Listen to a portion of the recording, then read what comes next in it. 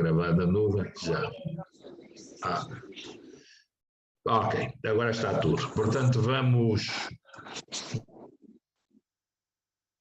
vamos para a última sessão de homenagem ao nosso cientista social e poeta Arlindo Barbeitos, membro fundador da Academia Angolana de Letras. Nós dedicamos todo este mês em sua homenagem, à sua obra, ao seu trabalho, e vamos fechar com um olhar português, depois de ter passado por um olhar angolano e por um olhar brasileiro, sobre a poesia de Arlindo Barbeitos.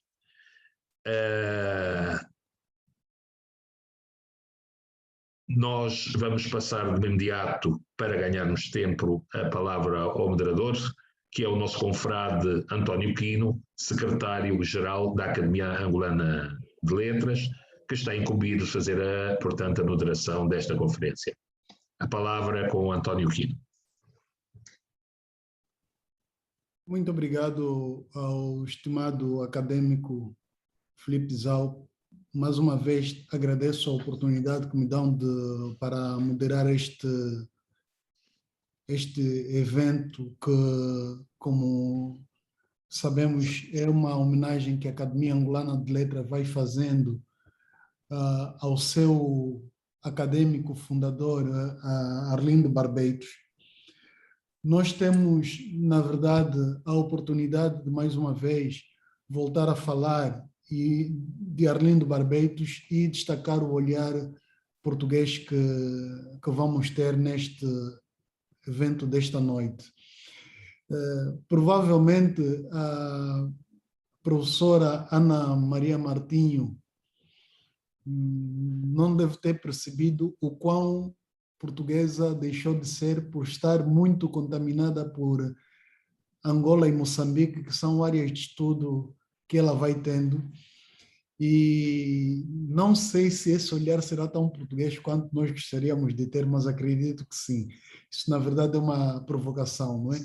A professora Ana Maria Martinho é professora da Universidade Nova de Lisboa, membro da Comissão Executiva do Departamento de Estudos Portugueses, é investigadora integrada do Centro de Humanidades, investigadora associada do CREPAL, tem bastante experiência em termos de investigação e docência universitária em Portugal, além da Universidade Nova de Lisboa, na Faculdade de Letras da Universidade de Lisboa e na Faculdade de Ciências Humanas da Universidade Católica. Também tem participação docente em instituições nos Estados Unidos, Reino Unido, França e Angola. Integra a Cátedra de Língua Portuguesa das Universidades de Cabo Verde e Católica de Angola. A professora também coordena um curso de mestrado na Faculdade de Ciências Sociais e Humanidades, é responsável por seminários e cursos em todos os níveis de docência, além de orientar teses acadêmicas e projetos de investigação avançada em ciência em Portugal e no estrangeiro. Faz parte das comissões científicas e editoriais de eventos científicos, revistas e acadêmicas e unidades de investigação. Portanto, a tentar resumir ao máximo um longo percurso acadêmico e científico que a professora tem. A sua obra centra-se fundamentalmente nas literaturas e culturas em língua portuguesa. Destacamos aqui um título como Cânones Literários e Educação, os casos angolano e moçambicano.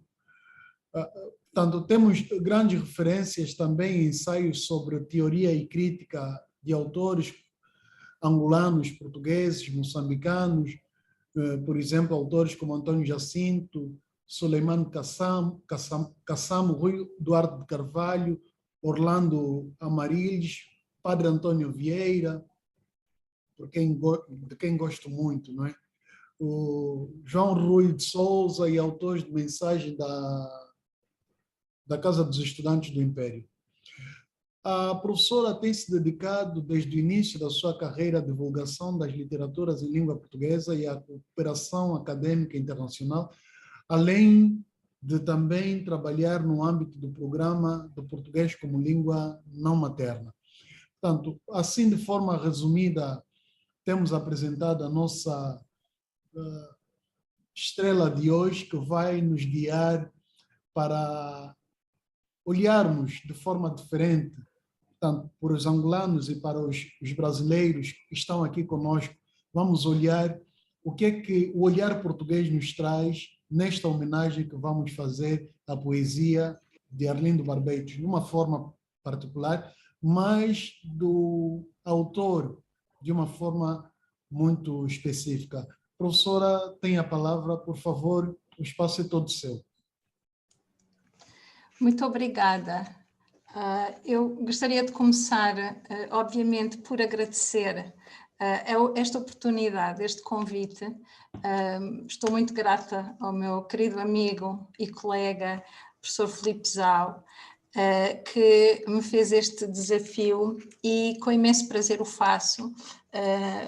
Obviamente que, tratando-se de Arlindo Barbeitos, um autor que todos nós tanto consideramos e continuaremos a fazê-lo, é para mim um fator de grande orgulho e uma honra participar aqui.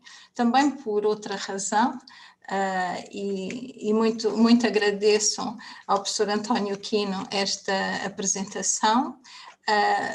Em todo o caso, devo dizer que, em face das apresentações dos meus colegas que acompanhei, nos casos ao vivo, noutros casos por gravação, conforme me foi possível, é para mim também um desafio ainda maior estar aqui, juntar a minha voz à deles.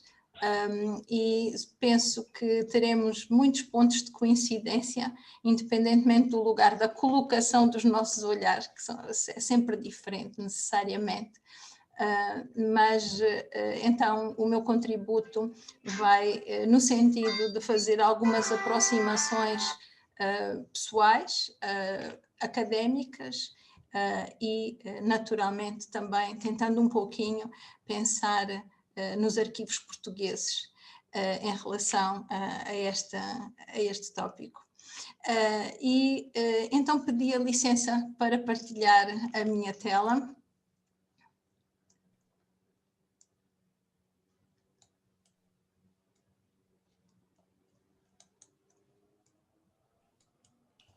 Ok, já está.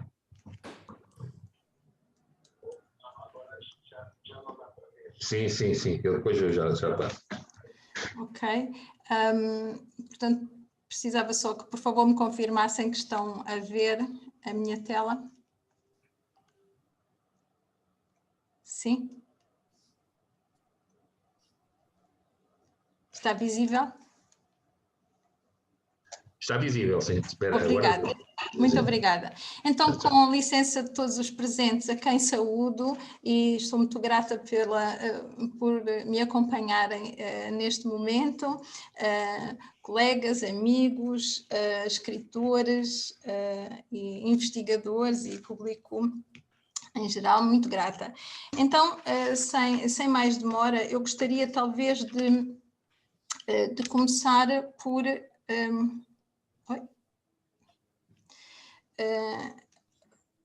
por referir porque é que dou este título. O título que dou a esta apresentação é Caligrafia Sensível dos Lugares. Pareceu-me que era necessário para dar uma perspectiva de unidade àquilo que eu queria aqui destacar, encontrar um título que fosse um indicador daquilo que é, para mim, deste lado, a perspectiva sobre esta poesia e esta escrita complexa do Arlindo Barbeitos, muito complexa na sua simplicidade, como vem sendo destacado por muitos investigadores, uma poesia, uma escrita de tão simples, que se torna verdadeiramente um desafio à interpretação e à leitura. E depois esta ideia da caligrafia como aquela possibilidade da escrita, da dimensão visual, da prática estilística que tem uma natureza controlada, mas simultaneamente muito marcada pela dimensão do olhar sensível, sobretudo, mas com provavelmente um foco muito especial nos lugares.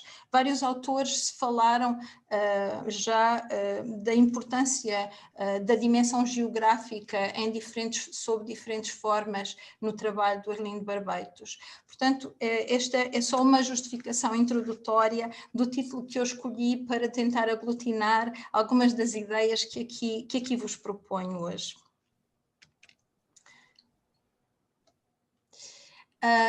E começava aqui por este destaque da esquerda.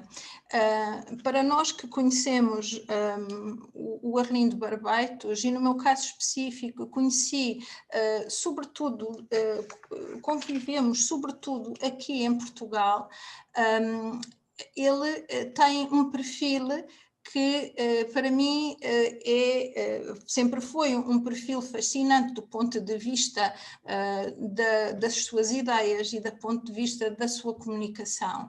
Ele obviamente sempre se revelou em público e em privado como um homem de grande erudição, como todos sabemos, e um grande comunicador com uma necessidade e um interesse muito grande em se fazer ouvir e em nos dar notícia das suas inquietações do ponto de vista teórico, das suas inquietações do ponto de vista existencial, mas muitas vezes, sobretudo, no cruzamento com a sua pesquisa, e era sempre óbvio, qualquer conversa, fosse mais informal ou menos, fosse uma conversa na universidade com os alunos, ou uma conversa de café à volta de uma bebida, de um petisco, etc., era sempre essa relação de comunicação com o Arlindo era sempre um desafio de grande interesse e valia sempre a pena ouvi-lo,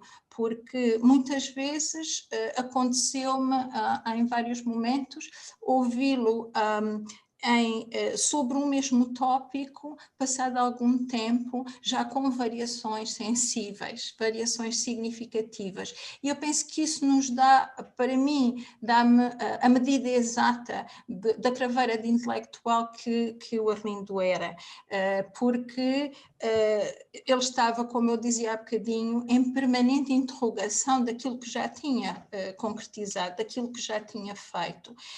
E numa dinâmica de revisitação e de revisão das suas próprias certezas. Ele era sempre muito assertivo, mas curiosamente sabia também fazer a regulação dessa assertividade em função de novos inputs que ia integrando.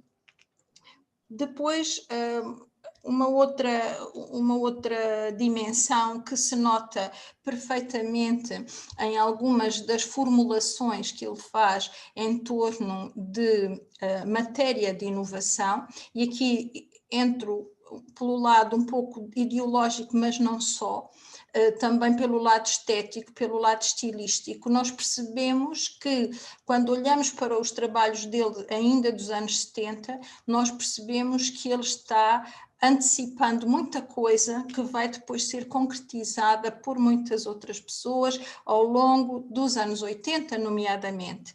Ele faz anunciar uma série de escolhas do ponto de vista das ideias, do ponto de vista da forma, que são efetivamente sinais de um pensamento de vanguarda e de um pensamento de antecipação. digamos assim. E aí conjuga-se a literatura com o pensador e com o teórico de uma maneira muito evidente também. Depois, esta ideia escolho também um pouco esta dimensão do pluralista cultural, porque em todos os textos dele nós encontramos esta variação, ou seja, encontramos esta formulação, melhor dizendo, de alguém que se afirmava na interseção de culturas. E isso faz-me pensar, e ele não me levaria a mal, embora talvez depois discutisse um bocadinho comigo, chamar-lhe um homem do Renascimento, porque era um homem efetivamente que se movimentava em diferentes plataformas, digamos assim. Era o homem da escrita, da filosofia, da antropologia, da história, e nós, acompanhando o seu percurso biográfico, acompanhando o seu percurso literário, nós percebemos efetivamente que há um conjunto de dimensões que se vão encontrando e desencontrando em diferentes momentos da sua vida.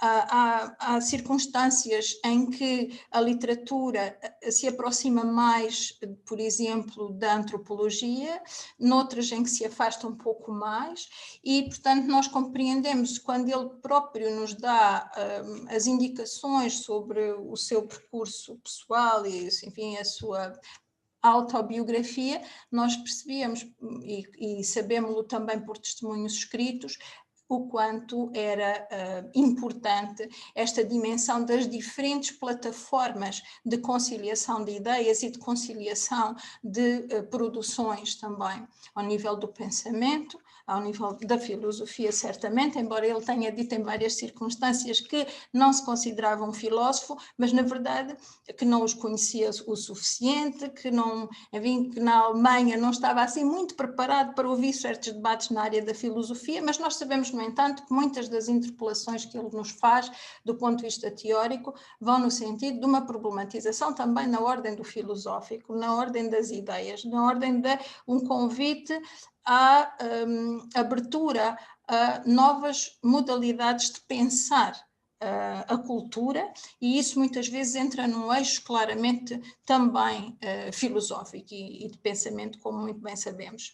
Eu escolhi aqui algumas imagens que são um pouco aquilo que vos convido a seguir, a verificar, a revisitar. Todos conhecem perfeitamente estas obras, mas, enfim, gostaria só de destacar aqui, no caso, esta primeira imagem, que faz parte de um documentário do Rui Simões, Guerra ou Paz, em que o testemunho do Arlindo Barbeitos, para mim, tem um valor significativo, e depois gostaria de referir um pouquinho melhor isso. Depois, naturalmente, Angola, Portugal, representações de si traem o jogo equívoco das identidades, que é, enfim, é uma obra, como todos sabem, central para este confronto entre as identidades repartidas e as identidades negociadas e as identidades em confronto, e isto também, de facto, nos diz respeito a nós, a partir do olhar português, e vivemos em Portugal um momento de grande exigência a este nível, e textos como este são contributos absolutamente necessários para o debate que a nossa sociedade neste momento está a fazer em torno destas questões, e em torno dos inúmeros equívocos que se colocam ao nível do enquadramento das identidades contemporâneas, nomeadamente em Portugal, neste caso também. E, portanto, é um pouquinho também por aqui que eu situo a perspectiva a partir daqui. Depois, os dois, Angola, Angolém, Angolema e o Rio, Histórias de Regresso, são os dois textos que eu gostaria de referir com um pouquinho de pormenor. São textos que me interessam bastante, O primeiro porque, obviamente, é um texto fundador e penso que estamos todos de acordo em que é ainda um texto que tem praticamente tudo aquilo que é a gramática da poesia, a gramática, e usando agora um chavão também, enfim, que dá jeito, que é as cartografias por onde ele nos conduz e a gramática que nos convida a conhecer. Esta obra, para mim, é aquela que encerra, em grande medida, aquilo que são as fundações de muito do que ele escreve em poesia a seguir. E depois o Rio Histórias de Regresso, porque me parece uma obra que talvez um pouquinho menos amada que as de poesia, e então resolvi propor-vos aqui este tipo de leitura. Muito bem, então, olhando para aquilo, chamei, retomando um bocadinho aquilo que é o meu título, a questão dos lugares e da escrita sobre os lugares e da sensibilidade registada sobre a diversidade desses lugares, eu penso um pouquinho em como a memória se concilia neste quadro da história e das histórias também, não é? Chamo-lhe quase lugar, neste caso, porque é uma dimensão que está por completar de alguma maneira, e também porque uma boa parte daquilo que aqui, daquilo que penso em torno destes textos e destas referências tem incorporada a experiência do exílio. E a experiência do exílio, que é sempre uma experiência da ausência para todos os efeitos, não é? É sempre marcada pela ausência dos marcadores de relação pessoal, de relação cultural e de relação histórica, necessariamente, e obrigam a uma reavaliação precisamente da definição desse mesmo espaço.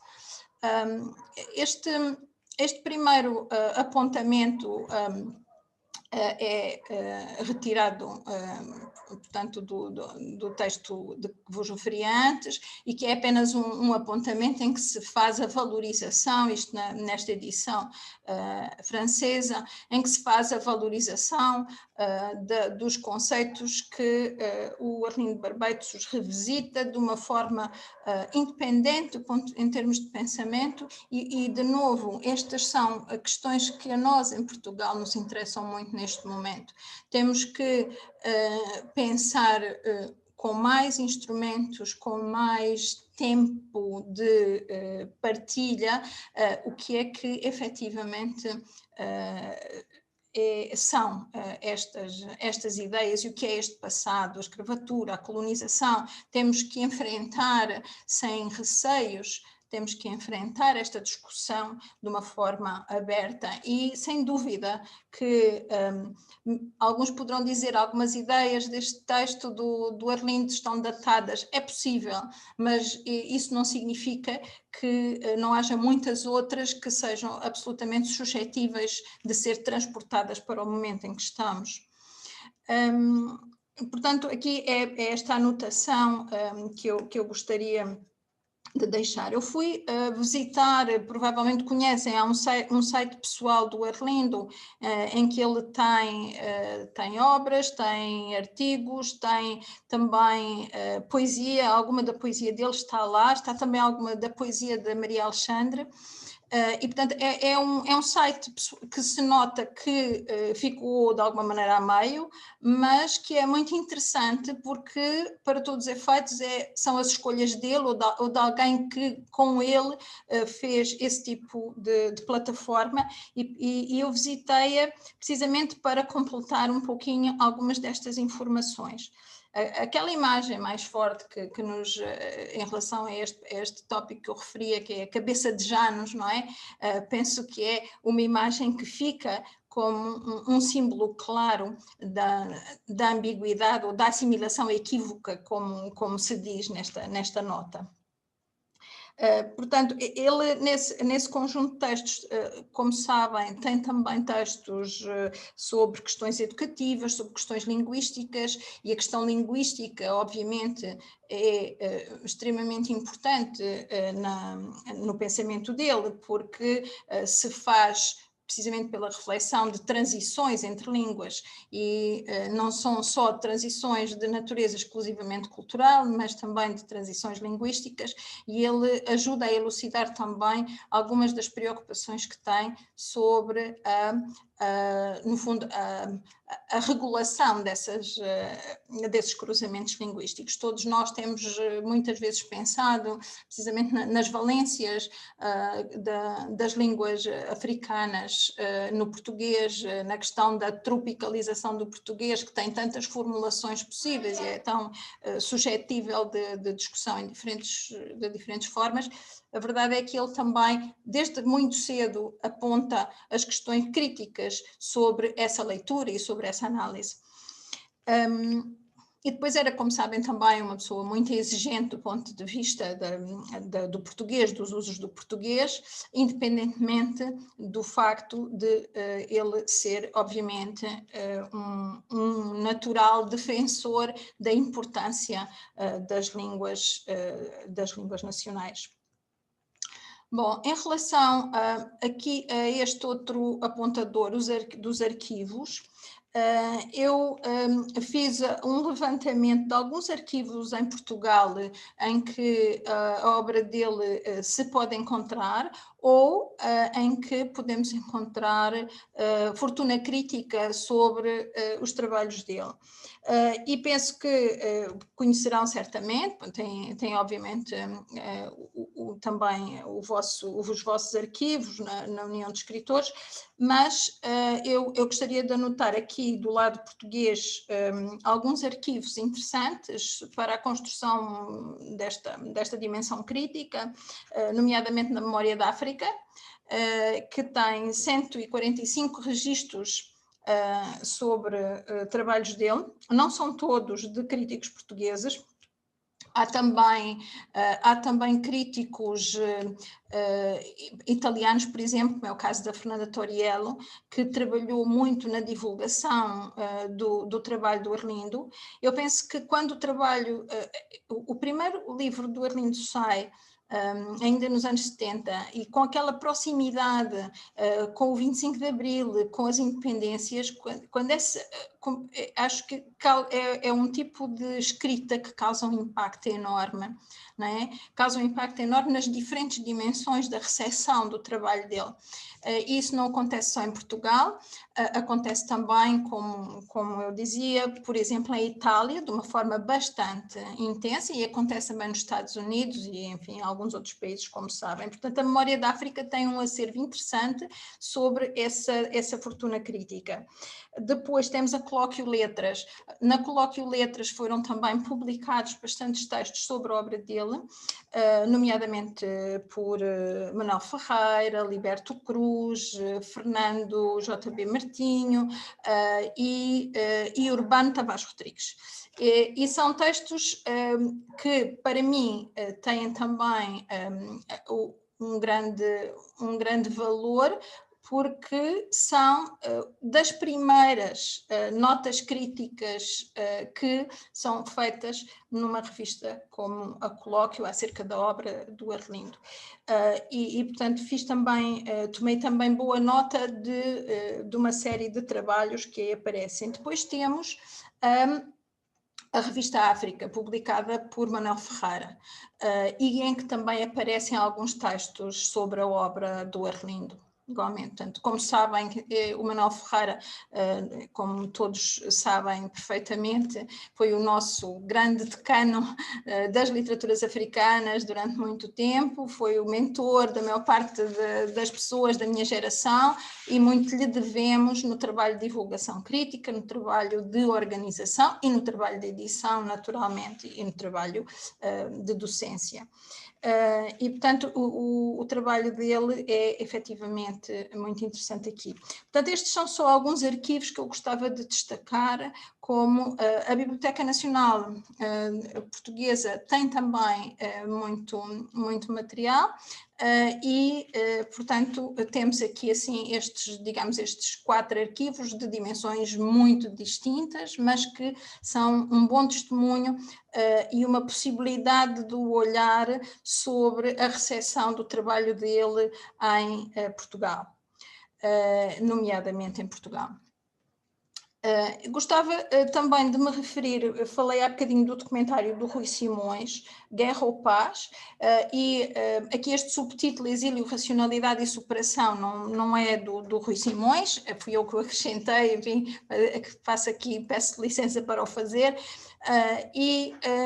Este trabalho do Rui Simões é um trabalho que se baseia também na sua própria experiência e que, do ponto de vista histórico, tem, e por isso também ponho lá em cima esta questão da história, do ponto de vista histórico é extraordinariamente relevante. Porquê? Porque ele fala de uma série de jovens que saem ou de Portugal ou de outras paragens para outros lugares na Europa, nomeadamente para a Bélgica, porque não querem fazer a guerra colonial.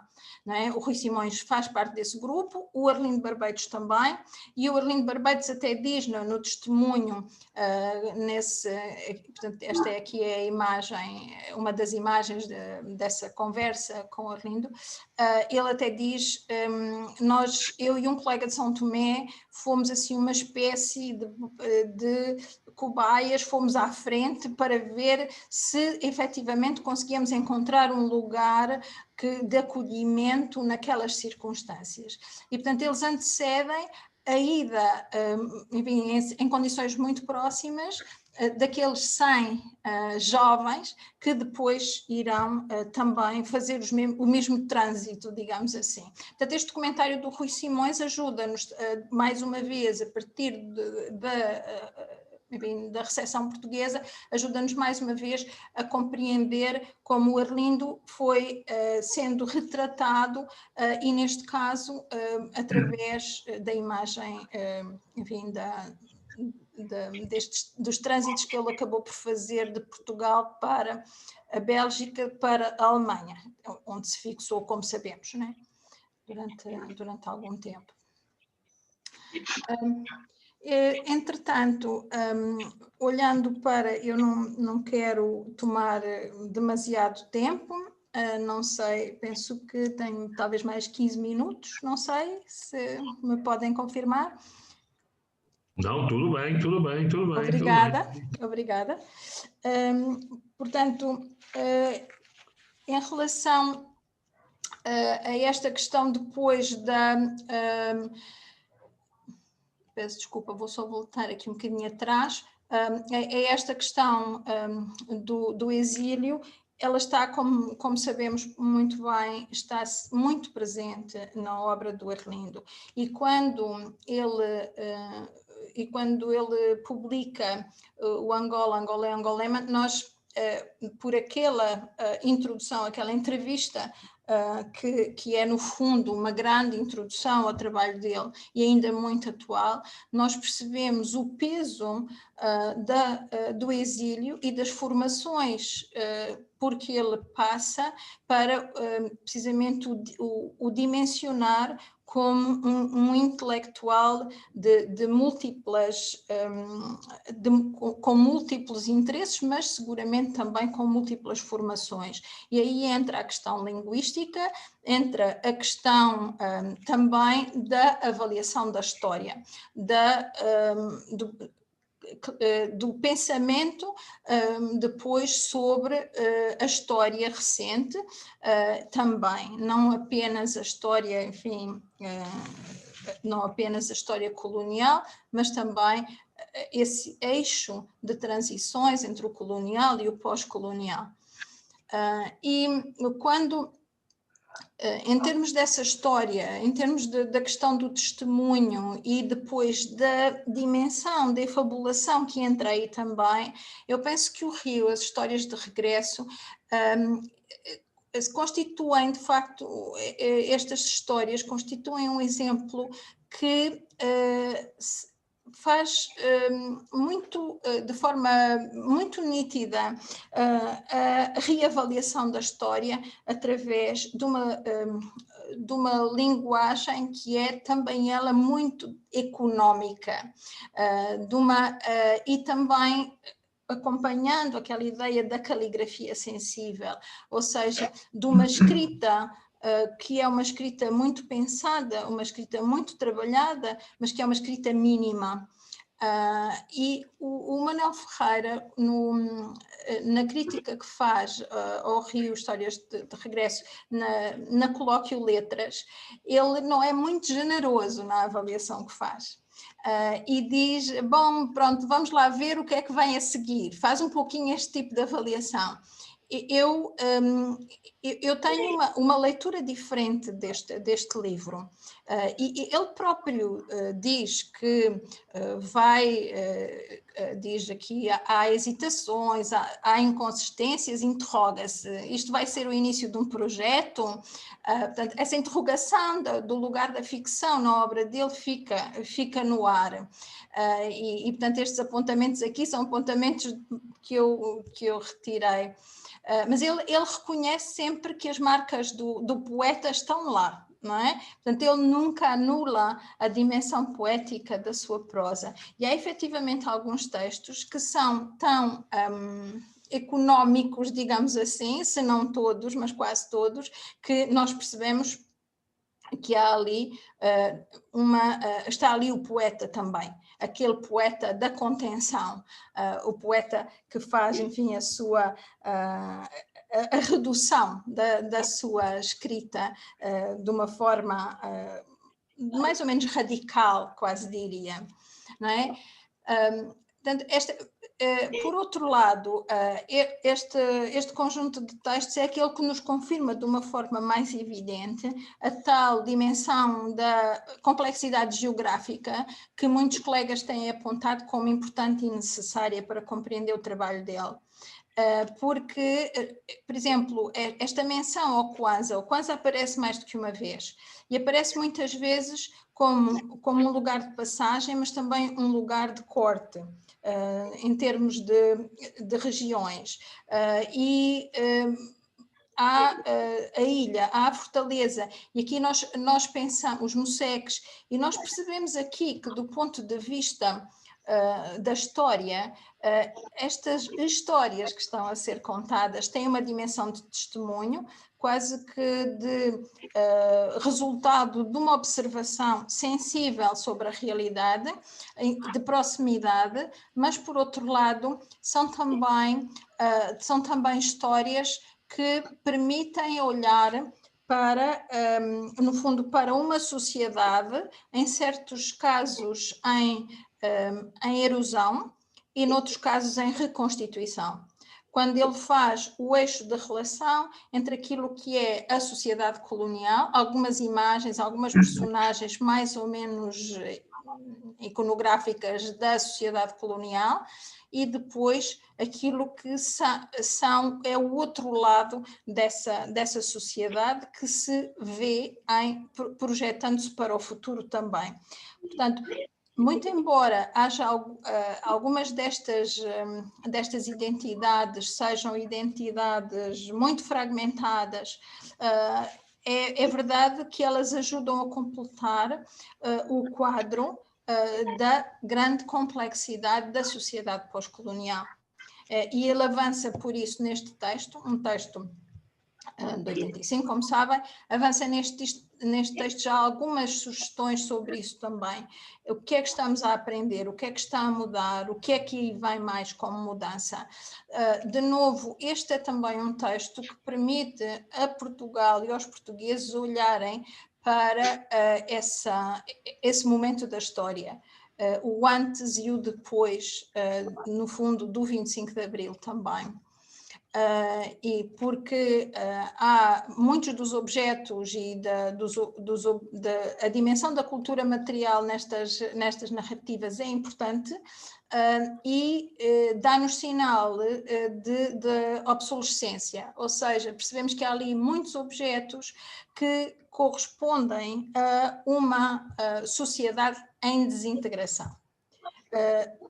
Aqueles objetos e os sujeitos a eles ligados chegaram a um fim. E isso é visível. E é por isso, por vezes, que se aprecia estes textos como um pouco pessimistas, que efetivamente aquelas personagens são trágicas. São, efetivamente. Mas há o outro lado também, que é o da evidência da mudança nas gerações que vão assumir essa transição. E são, enfim, personagens. Esta imagem da fortaleza é sempre que aparece, é sempre uma imagem que configura de forma muito óbvia a ocupação colonial, mas claramente também o facto de ela se tornar obsoleta, não é? De já não servir para nada e, portanto, ser uma identificação que está votada à erosão. E isso é, de alguma maneira, enfim, é o cunho óbvio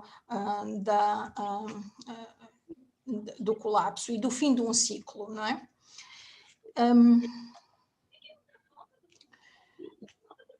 Então, só mais 2 ou 3 ideias. Em relação a Angola, Angolé, Angolema, eu pus como subtítulo aqui, destaquei esta ideia da vida social da poesia, e de novo, isto ajuda-me, olhando para os diferentes trabalhos do Arlindo, volto sempre à mesma reflexão de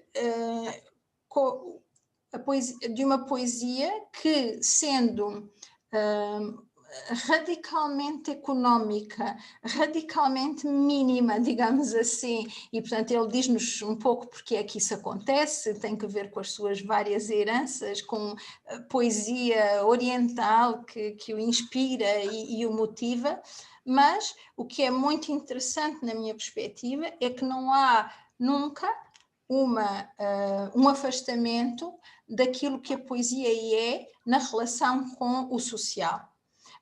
A poesia tem uma vida que é de aproximação a um modelo também de exercício social, em diferentes frentes, configurando-se em diferentes práticas, modalidades práticas e performativas.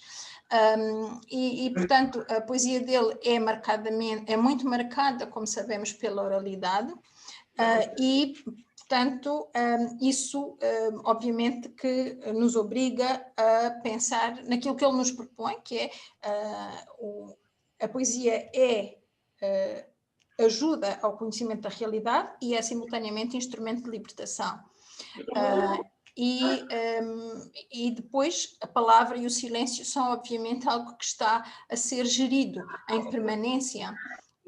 E esta citação dele, numa civilização da oralidade, que um presente continuado acompanha e no qual se diluem passado e futuro, a palavra exige a presença física dos comunicantes, a fim de que se converta em realidade suporte da transitoriedade da memória. Estas são algumas das imagens, algumas das ideias em que ele define com extrema, no fundo, facilidade aquilo que são hipóteses extraordinariamente complexas. Este eixo da história com maiúscula, da poesia como algo que, do ponto de vista estilístico, se aproxima do mínimo possível ao nível do uso da palavra, mas também da certeza de que se trata sempre de que está implicada sempre uma dimensão transformativa e de transmissão, de relação com o outro que está permanentemente em jogo. E sabemos todos também que esta questão do uso da palavra e da gestão da palavra e do silêncio tem uma precisão absolutamente inquestionável em tudo o que são movimentos performativos de base cultural africana, nomeadamente angolana neste caso, não só, mas também aqui. Esta questão da oralidade, enfim, avancei aqui mais algumas ideias, algumas delas retirei da Angola em Angolema, que é um título que se declina do ponto de vista dos significados e da gramática, se declina de formas diferentes. Em todo o caso, aqui gostaria só de destacar esta ideia de que ele tem uma avaliação crítica também sobre a questão, naturalmente, da cultura antiga, do lugar da cultura antiga, do modo como ela, porque ele também faz essa incorporação de uma forma económica e não a faz de uma maneira pouco pensada, digamos assim. Como é óbvio, falo sempre de uma maneira muito pensada, muito planificada e com alguma validação de possibilidades críticas. Aqui, esta questão entre o oral e o escrito na literatura é uma questão que, como sabem, enfim, nos interessa a todos desde há muito tempo, não é? E todos nós temos certamente a nossa opinião sobre esta questão. Mas eu gostava aqui, sobretudo, só de referir que o trabalho da Ruth Finnegan sobre a literatura oral foi recentemente atualizado em colaboração com um colega italiano, e vale a pena revisitá-lo, porque a categorização que a Ruth Finnegan nos deixa já mais antiga das modalidades do oral na literatura africana ainda tem uma validade interessante, que eu penso que nos permite, por exemplo, construir roteiros como este em que eu estava aqui a pensar, como é que o oral e o escrito evoluem e mutuamente se relacionam, como é que os autores contemporâneos se associam a esse património da autoria coletiva, e como é que este terceiro ponto, os ajustamentos das literaturas e das línguas exógenas a essas molduras clássicas africanas, que como sabem, uma grande preocupação que o Arlindo tinha também, e ele discutiu isto muito, tanto pessoalmente quanto naturalmente por escrito, e depois a dimensão da tradução e da recoleção, e novamente a questão dos lugares e a questão dos sujeitos nessa literatura, não é? Bom, então, para terminar, eu gostaria de fazer uma referência também a este verso, enfim, da escrita das coisas verdes, que tem sido muito referido, e penso que é muito interessante e que é muito produtivo para a discussão da relação com a natureza. E do modo como o homem e a natureza, enfim, se interagem. Hoje há um debate que cada vez nos interessa mais também na literatura, que é o de como é que discutimos os ecossistemas na relação com as práticas da escrita, ou como é que a escrita pode também ser, de alguma maneira, expressão das nossas preocupações a esse nível. E aqui em relação ao Nzoji, eu coloquei-o porque queria evocar aqui um vídeo que tem a apresentação e a coordenação do professor Filipe Zau, e em que é um vídeo que está disponível no YouTube. Aliás, há um conjunto de vídeos muito interessantes sobre diferentes obras da literatura angolana, precisamente também com a coordenação do professor Filipe Zau.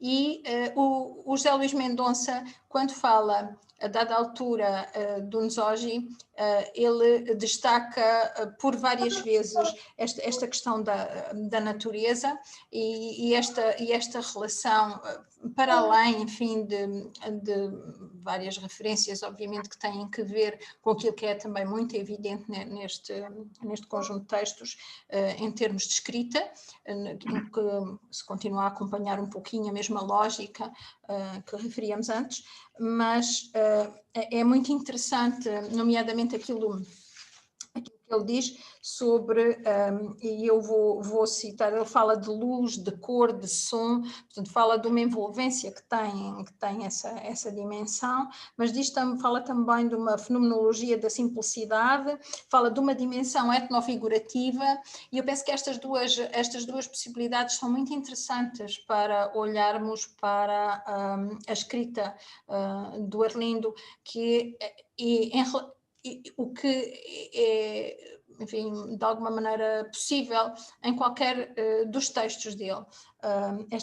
Esta fenomenologia da simplicidade tem-me dado que pensar, e penso que, e acho que pode ser enfim, uma referência interessante para precisamente a discussão daquilo que acompanha a produção dele também ao longo do tempo. E depois a dimensão etnofigurativa, que seguramente sim tem também um valor muito importante, porque embora provavelmente esta dualidade possa ser negociada com outras dualidades viáveis também, mas ainda assim, porque aqui não está de alguma maneira a questão linguística e a questão estilística de uma forma tão óbvia, mas parece-me um bom princípio de trabalho, de pensamento e discussão.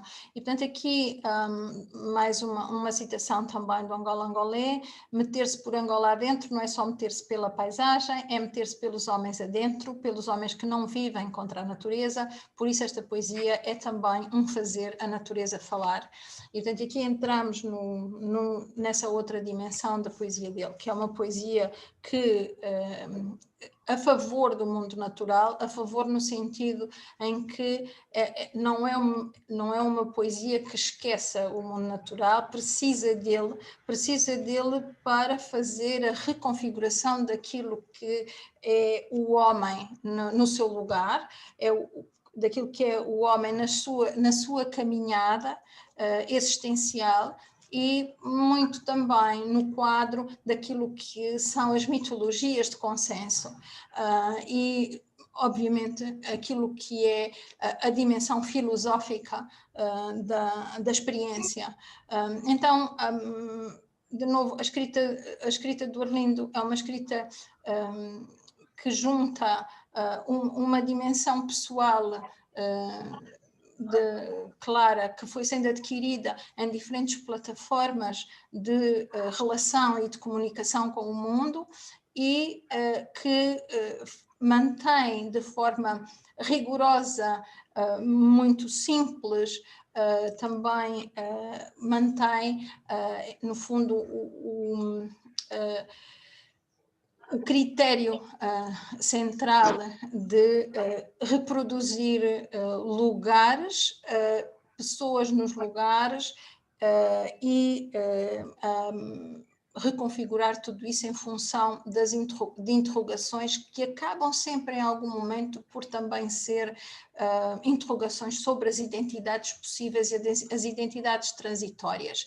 Eu gostava de terminar com essa possibilidade, que é uma questão, não está assim muito pensada, mas que é a de que ele tem também, e isso agora volto ao princípio, pensando na minha relação de comunicação com ele, que ele questionava sistematicamente essa dimensão da identidade, entendia sempre como transitória, como negociada, negociável, e isso obviamente, como nós sabemos, resulta sempre num registro de ansiedade existencial.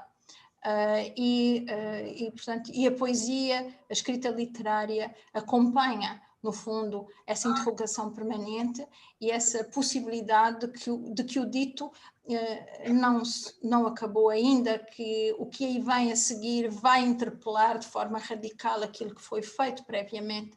E, portanto, essa ansiedade existencial, eu penso que o Arlindo tinha, e é própria dos grandes intelectuais, e, portanto, todos estamos em dívida com ele por nos trazer esse tipo de complexa aprendizagem a partir do mínimo possível, da palavra mínima possível. Termino só com uma lista de algumas referências de leitura, sendo que, enfim, estão aqui mais ou menos todas as questões que eu referi, e acrescentando também aqui uma dissertação do Tiago Aires, que eu penso que coloca algumas questões interessantes, que é intitulada A Poética da Concisão, e portanto também é um bom exercício em torno de algumas destas ideias, acho eu. Bom, e depois, enfim, aqui alguns guias para a leitura. O Arlindo aparece no website oficial do Herbert Marcuse, e isso aparece aqui também. E depois encontrei também alguns poemas soltos que fui pondo aqui, que fui acrescentando aqui. E agradeço muito esta oportunidade e a vossa atenção também. Muito obrigada. Muito obrigado, professora, por essa apresentação que faz e nos situa sobre a perspectiva da poesia de Arlindo Barbeitos no olhar português. Portanto, a professora fez algumas incursões. Eu não vou repetir o que a professora já fez referência, até porque nós gostaríamos de convidar os presentes nesse evento para também tomarem a palavra. E aqueles que tiverem necessidade de intervir podiam colocar a mão, levantar a mão, ou até no bate-papo fazer os seus comentários para depois nós irmos tecendo algumas considerações e dando palavra. Não sei se já alguém... Bom, nessa altura não temos ainda nenhuma mão levantada, nem alguma opinião, e para gerirmos o grande silêncio, título de um poema muito apreciável do Arlindo Barbeitos, O Grande Silêncio, eu iria colocar uma questão à professora em função daquilo que foi dizendo. No texto introdutório da história da história literária em Angola e Moçambique,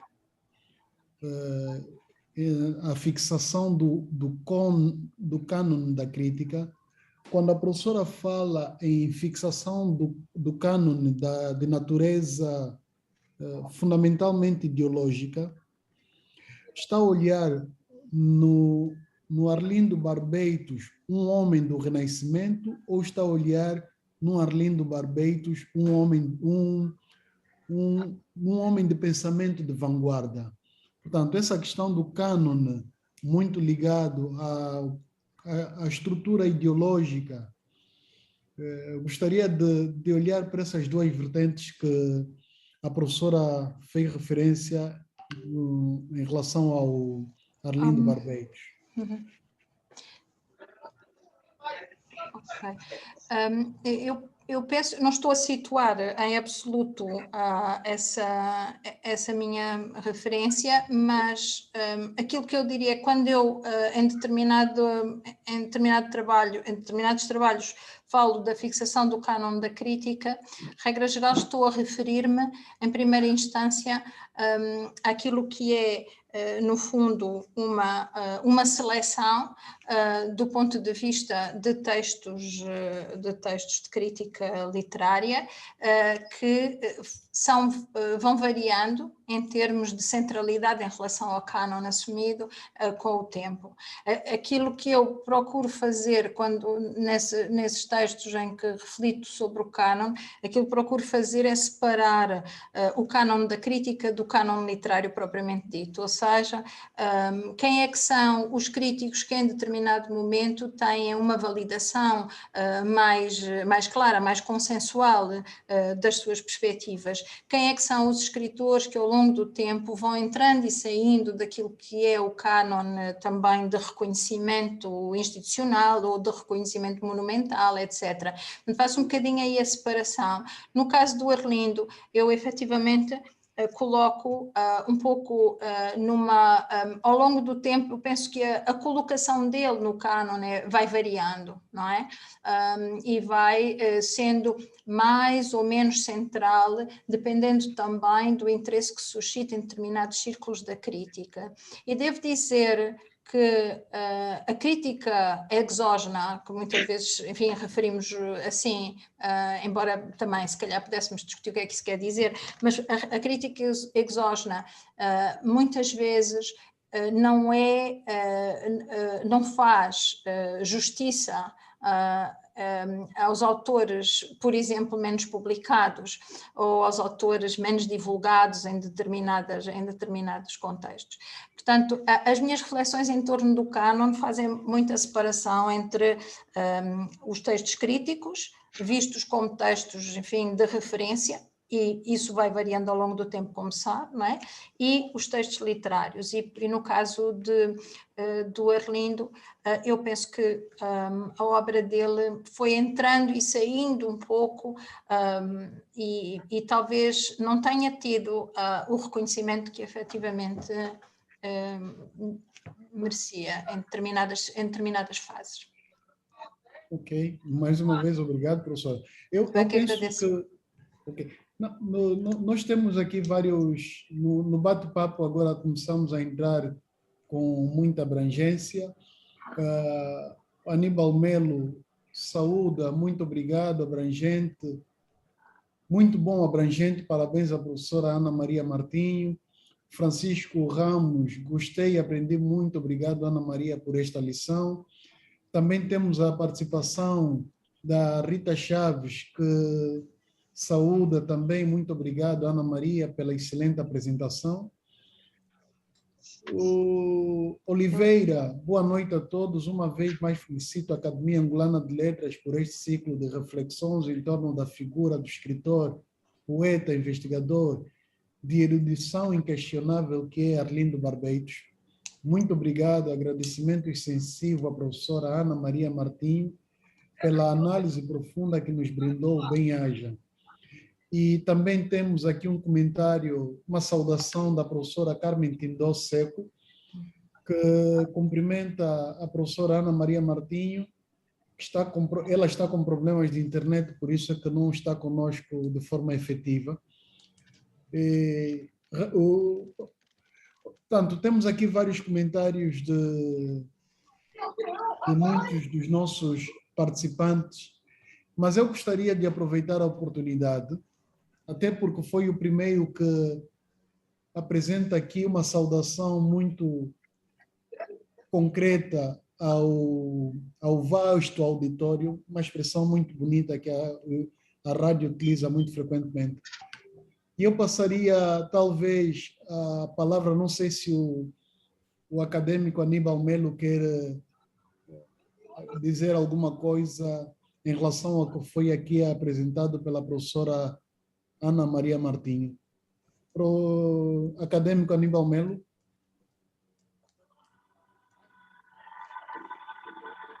Bem, creio que me estão a ouvir, não? Vamos. Ok. Bom, agradeço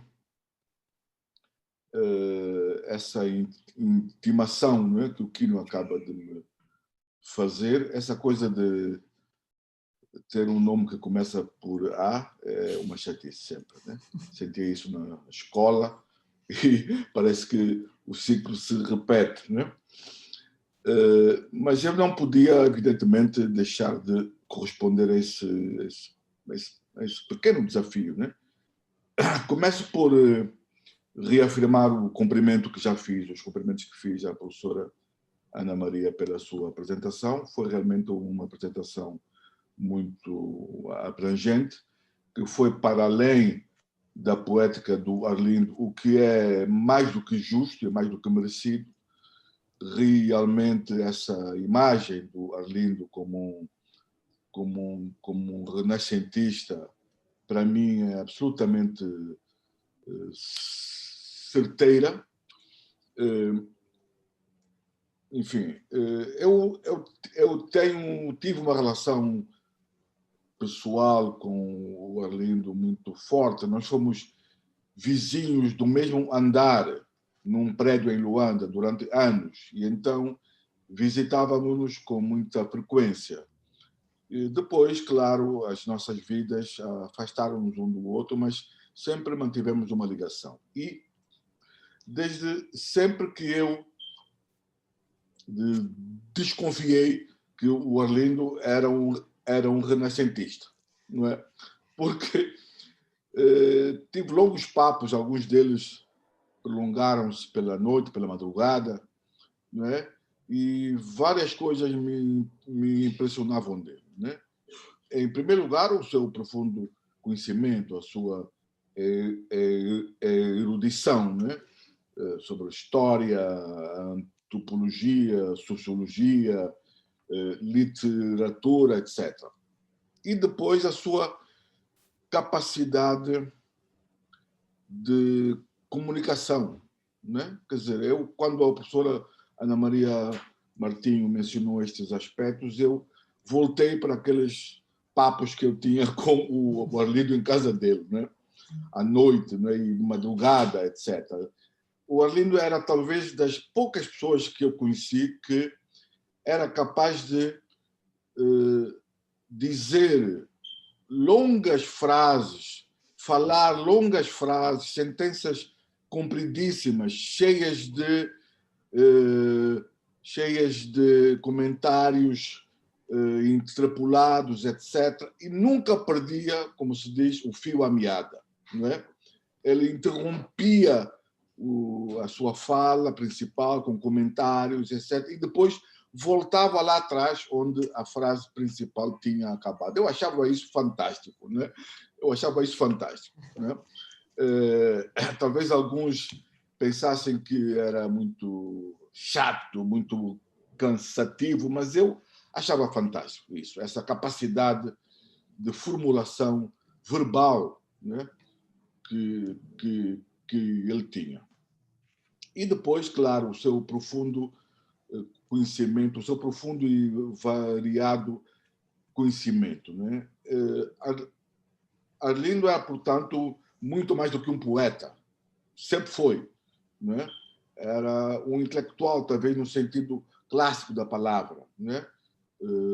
Um mestre que sempre esteve à frente de nós, sempre esteve à frente da sociedade em que lhe calhou viver e ao tempo em que lhe calhou viver, né? Por isso teve problemas na academia em Angola e por isso hoje eu acho que a sua obra não seria compreendida pelos ativistas, não é? dos novos tribalismos, não é?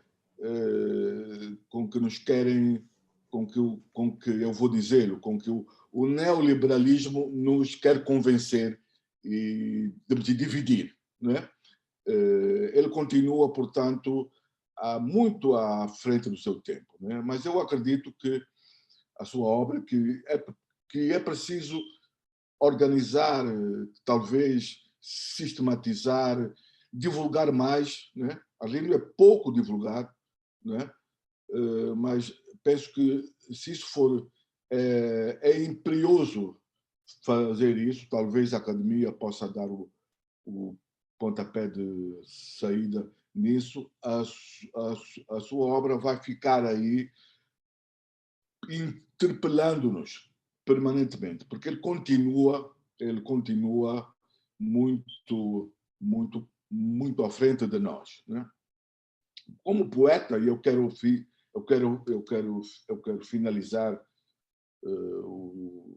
enfim, este meu comentário sobre a figura do Arlindo como poeta e como, aliás, na sessão anterior, a professora Rita Chaves já o mencionou. Arlindo faz parte de um grupo no meu entender, são 4 autores que, no início dos anos 70, né, contribuíram para a renovação da poesia de Mzangulana, né? E nós que viemos um pouco depois, né, somos devedores disso, né? Somos, de algum modo, tributários desse trabalho de renovação iniciado com Rui Duarte, da Vida Mestre, Arlindo Barbeitos, e onde eu incluo também, como disse também aqui na quinta-feira passada, João Maria Villanova, né? Posso fazer aqui uma pequena confissão, né? Para reforçar, para atestar esse sentimento de tributo que eu devo à poesia de Arlindo Barbeitos, né?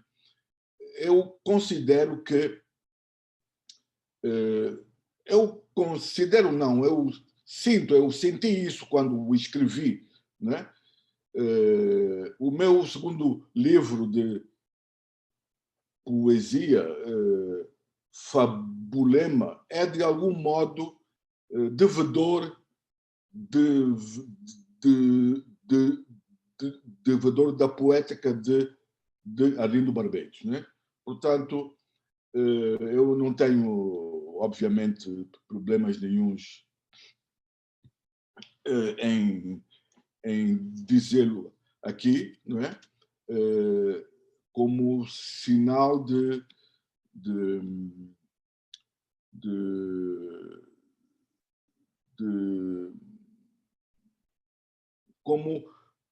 como forma de destacar e de realçar a importância, a grande importância que a poética de Arlindo Barbeitos teve para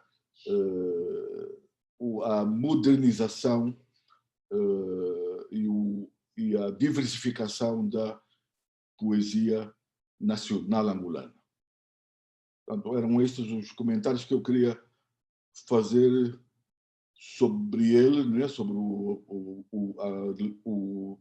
Arlindo, e realmente agradeço a iniciativa da Academia de lembrá-lo. Todos sentimos muito a perda dele, e eu, como disse há pouco, lembrei-me outra vez daquelas longas conversas que tive com o Arlindo no tempo em que fomos vizinhos. Agradeço a todos. Ok, muito obrigado, Aníbal Melo. Eu não sei se... Bom, eu retive O Filipe Zau inscreveu-se. Eu retive uma palavra, e iria mesmo passar a palavra já para o Filipe Zau, mas retive uma palavra muito importante que o Aníbal Melo fez referência, que é a palavra confissão. Disse-nos que havia de fazer uma confissão. Eu não sei se é nessa perspectiva também que o Filipe Zau pede a palavra. Filipe Zau, por favor, tem a palavra. Não, eu não uso o confessionário aqui pela webinar de maneira nenhuma. Não sei se o João, nas suas histórias com H, tem para casa alguma coisa a revelar. Não sei, o João é que pode dizer, não sou eu.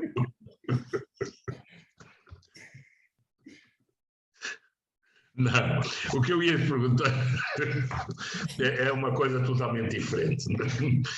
Não, a questão do olhar, primeiro, ele tinha um olhar sociológico sobre as questões e tinham, simultaneamente, colocava-as também do ponto de vista de uma perspectiva poética. E uma das coisas que me chamou a atenção era a questão da identidade, que é uma questão muito discutida até nos dias de hoje, que a professora Ana Maria, que fez uma belíssima apresentação e que eu já tive a oportunidade de felicitar a minha mana de há muitos anos, desde 1996, mas conhecemos-nos antes e, portanto, já há muito tempo, e é a pessoa que tem apresentado tanto os meus livros e os discos e trabalhos que eu fiz, portanto, e que vai continuar a ser, porque já lhe lancei o próximo convite também, quando chegar agora em julho ou agosto, estivemos em Lisboa. Mas é esta questão que o Arlindo, das grandes conversas, eu ia buscá-lo a casa e levá-lo, depois conversávamos longamente, porque era um orador fantástico e cativava, aprendia-se muito com ele, e as referências bibliográficas que ele entretanto ia dando, ia passando em casa dele, aqueles 5.000 livros que estavam todos na estante. E portanto era uma pessoa extremamente agradável, depois de uma fungada, ficar a digerir o resto do funge, a ouvi-lo e a apreciá-lo em cada palavra, em cada frase, em cada gesto. Ele era fantástico.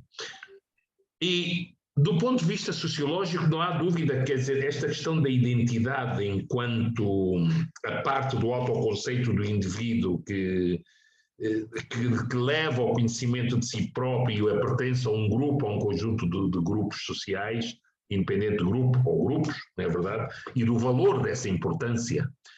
Ele coloca em Angolema, uma definição de identidade que eu achei estrondosa, né? Que é, o verso, aliás, o poema é este: a identidade, ó voo esquivo de pássaros noturnos em torno da lua. Identidade é cor de burro fugindo. Bom, e eu penso que vou pedir realmente à Ana Maria o olhar sobre isto. Pelo lado, o olhar psicossocial ou mesmo sociológico desta questão, e por outro lado, a perspectiva poética que ele tem num momento onde hoje as pessoas estão muito preocupadas com as questões de identidade de todo o tipo. Portanto, as pessoas revêem-se quase nos grupos e de forma identitária, e temos aí os problemas que a Amin Maalouf levantou mais tarde com o livro dele, As Identidades Assassinas. Não sei se é nisso que se terá reproduzido, de facto, um pouco esta questão da identidade para Arlindo Barbeiros. Eu pergunto à minha querida mana, Ana Maria, como é que vê o lado sociológico e o lado poético deste cor de burro fugindo em relação à identidade? Obrigada, Filipe, meu irmão. É difícil essa pergunta, é muito difícil. Posso tentar encontrar uma chave, mas não sei se lá chegarei, não é? Também não o temos aqui para nos confirmar, mas ele certamente teria muito a dizer sobre isso. Mas aqui... talvez os versos que citaste, o voo esquivo, dá-me o primeiro andamento para a questão, não é? Aliás, por acaso, a Anita Moraes, num verbete da União de Escritores, ela seleciona este verso para falar da obra dele, no geral. Não é o voo esquivo, precisamente porque faz esta anotação da coisa incompleta ou da coisa que não se percebe totalmente. É um voo, portanto, para todos os efeitos, é efetivamente uma concretização, mas, por outro lado, tem essa dimensão contraditória de algo que nunca está completo, nunca está respondido e, no fundo, é o mesmo que para a cor de burro quando foge. Não sabemos qual é. não sabemos onde encontrá-la, não sabemos quem nos vai dar a resposta para esta cor de burro quando foge. Mas isto está muito presente em todo o imaginário, não é? Nos nossos imaginários partilhados. Todos nós temos imagens desta natureza que vêm um bocadinho de um extrato, de uma dimensão popular, dos usos, de uma dimensão dos usos vernáculos, se quisermos, mas talvez aqui pudesse ser um pouquinho essa ideia da coisa que não sabemos exatamente onde começa, onde acaba, e se efetivamente alguma vez vai existir de uma forma que nos satisfaça em termos de resposta para um retrato pessoal, como disseste, o coletivo também, né? Portanto, aqui eu ponho só uma interrogação atrás de outra interrogação, porque não consigo encontrar uma solução que seja definitiva, mas provavelmente também não poderia ser, porque se o fosse também não era o questionamento que ele pretendeu integrar aqui, não é?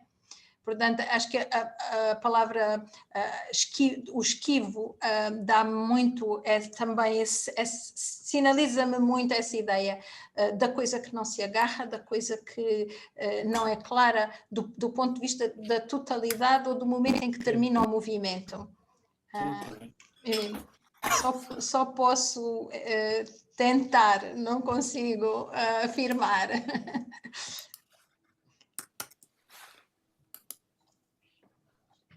Ok. Bom, nós também continuamos a ter aqui algumas saudações, algumas mensagens, como a do Alves da Rocha, que, além de nos saudar, pergunta por que bom, além de nos saudar e de elogiar a excelente apresentação e intervenção da professora Ana Maria Martinho, pergunta por que as homenagens se fazem após o desaparecimento físico dos ora homenageados.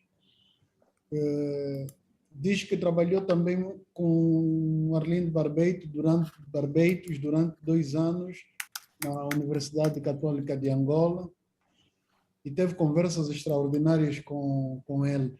Não sei se por acaso depois gostaria de emitir aqui algum comentário, não na perspectiva de confissão, como fez o Aníbal Melo, mas, por favor, talvez seja... Não, estou inscrito. Está inscrito, ok, desculpa, eu passaria a palavra.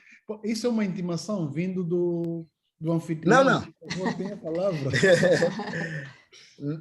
Pois, não, peço desculpa, já me inscrevi há algum tempo, quando o Filipe estava a falar, porque eu, exatamente, mas antes disso,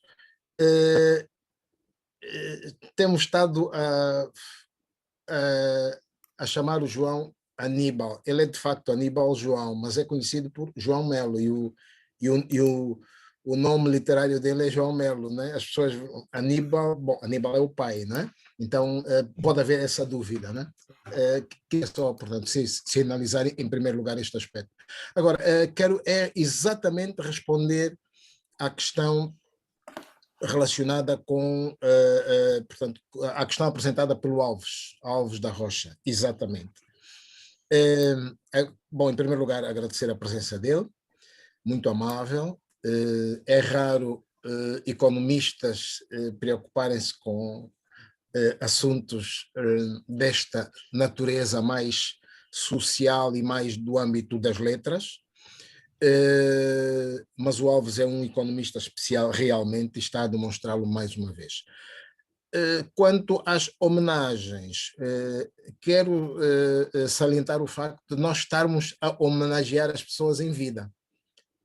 Já o fizemos, se bem estou recordado, depois o Filipe Zau poderá complementar, mas estou recordado, por exemplo, começamos com Pepe Tela, e logo a seguir o Boaventura Cardoso, que foi o primeiro presidente da Academia Angolana de Letras, a seguir Otaviano Correia e Arnaldo Santos. Portanto, cada um deles falou sobre a vida e a própria obra, não é? Portanto, eles próprios em vida tratarem de si e da sua obra. no próximo mês, pronto, no final vamos anunciar, no próximo mês teremos mais 4, um deles, o João Melo, que está presente, portanto, e mais uma vez o nosso mais velho, Otaviano, vai ser moderador desta vez, não é? Portanto, antes foi, ele apresentou já falou sobre a sua vida e obra. Pronto, e temos estado, de facto, assim, a homenagear também cada um dos académicos, mas não só, vamos fazê-lo também em relação a escritores e a autores outros, que não apenas, portanto, membros da Academia Angolana de Letras. Não vou adiantar nomes, né, para, enfim, quando chegar à altura vão perceber de quem se trata. Portanto, queria só usar da palavra para esclarecer este aspecto. Estamos preocupados com a homenagem das pessoas em vida. Infelizmente, no caso do nosso amigo Arlindo Barbeitos, não foi possível já, pronto, calhou assim, mas em relação aos demais, vamos fazê-lo e se calhar mais de uma vez. Muito obrigado, era só. Muito obrigado, Paulo Carvalho. Eu não sei se ainda o Alves da Rocha está aqui em linha e se gostaria de tomar da palavra.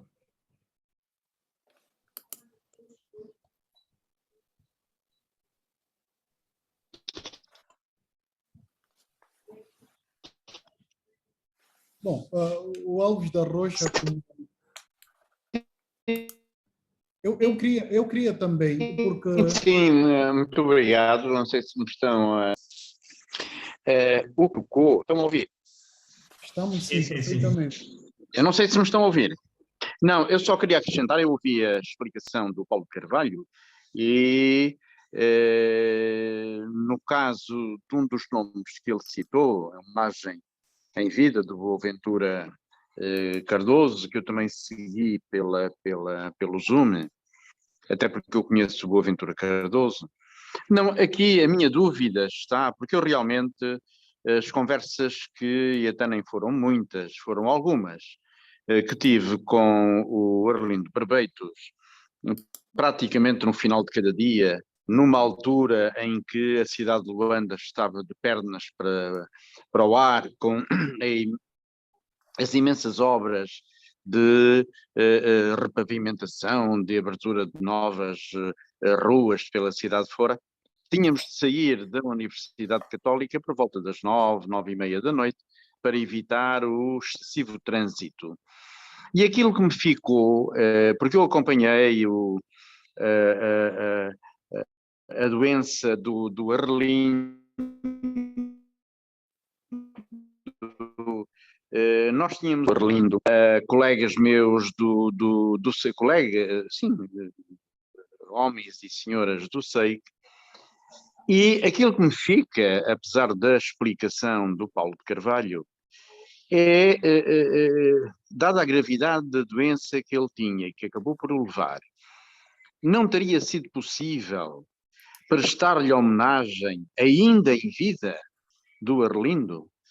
Era sobretudo isto que eu pretendia, porque ele merecia responder a questões que foram aí colocadas e que eventualmente fizeram parte do seu íntimo, do seu pensamento interior, e que o que fica agora é, ao cabo e o resto, a nossa interpretação, ainda que objetiva, ainda que subjetiva, era sobretudo neste sentido. E obrigado por me terem dado a possibilidade de viva voz dar este testemunho meu sobre o Arlindo Barbeiros. Muito obrigado e muito boa noite, e uma vez mais parabéns à preletora. Obrigada.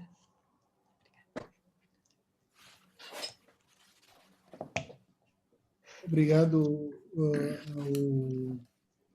ao Alves da Rocha por essa breve passagem que teve aqui com a sua fala. Eu gostaria, talvez, de aproveitar a oportunidade, se não houver mais nenhuma inscrição, eu gostaria de fazer referência a uma passagem que também nos foi feita pela...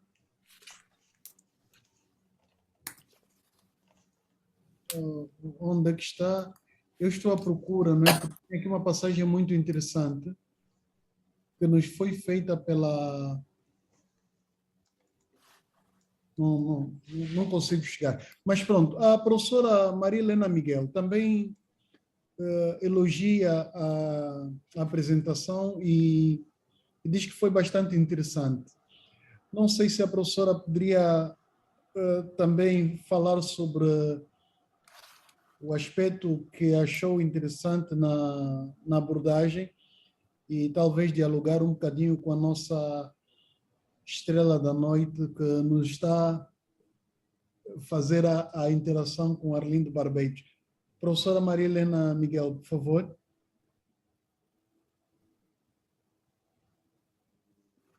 Boa noite a todos, novamente. Eu peço desculpa, estou aqui com um sinal de que a minha net está instável. Aliás, eu não consegui perceber nada do que o Dr. Quino disse, apenas a parte final. Não se importa de repetir, por favor? A professora, no bate-papo, fez uma referência à qualidade da apresentação da professora Ana Maria Martins. Então, gostaríamos que talvez a professora pudesse falar mais sobre essa parte que julgou interessante e talvez dialogar com a própria interlocutora. Talvez tenha alguma questão a colocar. Não tenho particularmente nenhuma pergunta. Eu, à medida que ia ouvindo a exposição da doutora Ana Maria Martins, eu ia lembrando daquilo que eu conheço da obra de Arlindo Barbeitos. Também conheci o Arlindo Barbeitos porque, como ele trabalhou no SEIC com o Dr. Alves da Rocha, eu também estava nessa altura na Universidade Católica de Angola e tive vários momentos de conversas, longas conversas com o Dr. Arlindo Barbeitos. Ele era uma enciclopédia viva e era muito interessante e muito gratificante. Ganhávamos muito nessas conversas que tínhamos com o Dr. Arlindo Barbeitos.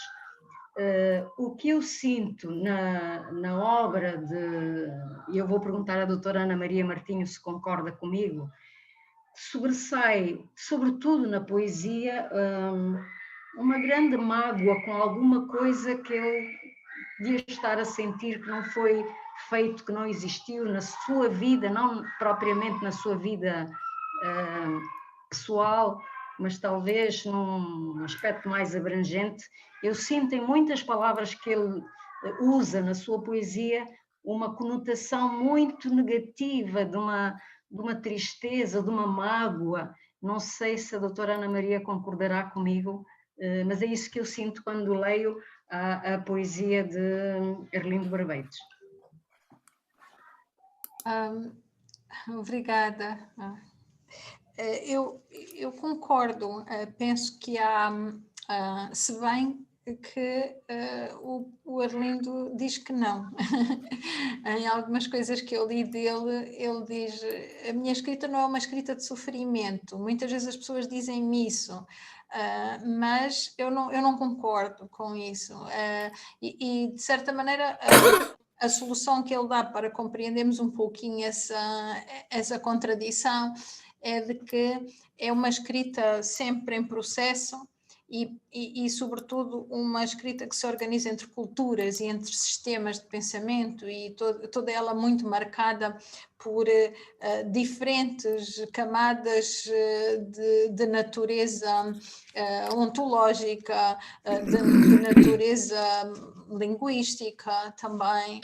E, portanto, eu penso que eu concordo, aliás, por exemplo, no caso da antologia O Rio, eu acho aquelas personagens quase todas profundamente trágicas, Mas também é verdade que essas personagens mais trágicas estão ali em representação de um tempo que estava a terminar ou tinha acabado de terminar, e portanto estão ali representando de alguma maneira uma fratura histórica que teria sempre que ser de algum modo dita, não é? Expressa.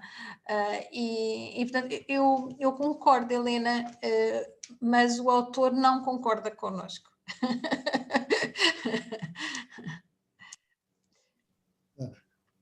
Professora, bom, tocou aqui, voltou a tocar num aspecto que eu julgo. Aliás, eu já estava para colocar esta questão há algum tempo, desde que começou a fala da professora, que tem a ver com a questão da caligrafia sensível dos lugares, não é?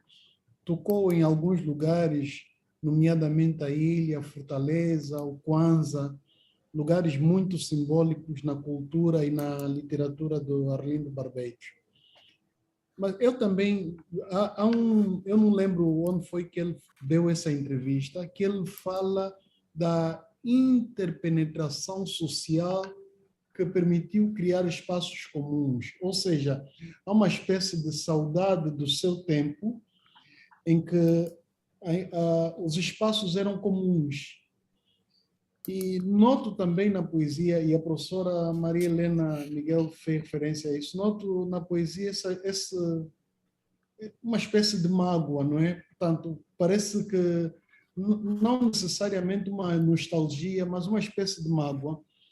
E então, viajando nessa questão dos espaços, dos lugares, esses lugares, Fortaleza, Ilha e Kwanza, não estarão também a representar essa interpenetração social num processo de socialização que acabava por ser comum, onde todos pertenciam a uma mesma família, e de repente estamos numa sociedade, numa modernidade, em que os espaços deixaram de ser comuns?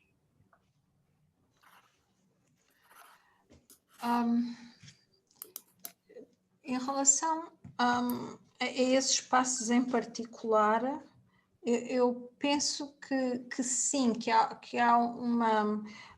por um lado, uma espécie de retrato dos lugares da deambulação coletiva e com marcas daquilo que é uma história partilhada com maior ou menor adesão, digamos assim, e depois o outro lado é que são também os lugares que nos lembram das mudanças, que nos lembram das transições e que nos lembram, sobretudo,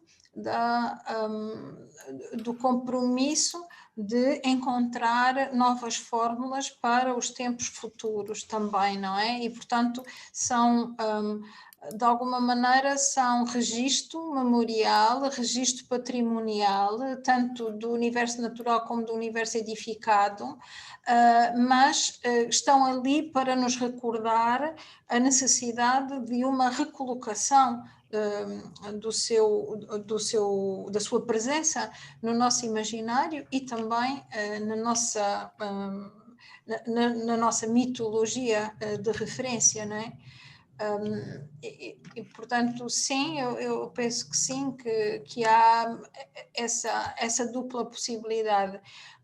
A questão dos lugares, eu penso que alguns críticos, e eu acompanho também um bocadinho essa ideia, lembram que valorizar esta dimensão da geografia, esta dimensão cartográfica, como agora é um pouco comum dizer-se nos trabalhos dele, está obviamente também muito relacionado com a experiência individual do exílio e com a experiência porque de alguma maneira a vida dele foi-se compondo por múltiplas fases de exílio e múltiplas fases de distância, não é? E penso que aí entra também um pouquinho essa equação do exílio como uma possibilidade também de repensarmos os lugares nos textos dele. Ok, obrigado, professora. Obrigada. Bom, Mas não sei se mais alguém pediu a palavra, não consigo visualizar aqui. Mas eu já fiz referência a isso, mas a Luísa Daniel, além de saudar, também diz que gostou muito da apresentação da Ana Maria Martinho. Gostaria de debitar aqui um bocadinho do que terá retido da apresentação que a professora fez ou de alguma questão que ressalta no tema de hoje. Eu estou a passar a palavra à Luísa Daniel.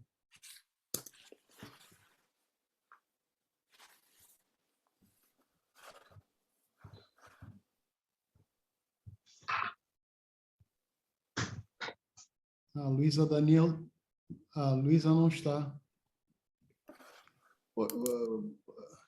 Então, eu iria para o acadêmico José Otávio Serra Vandone, porque nós, de forma indireta, andamos um bocadinho aqui para o espaço da sociologia, dos espaços comuns, da interpenetração social,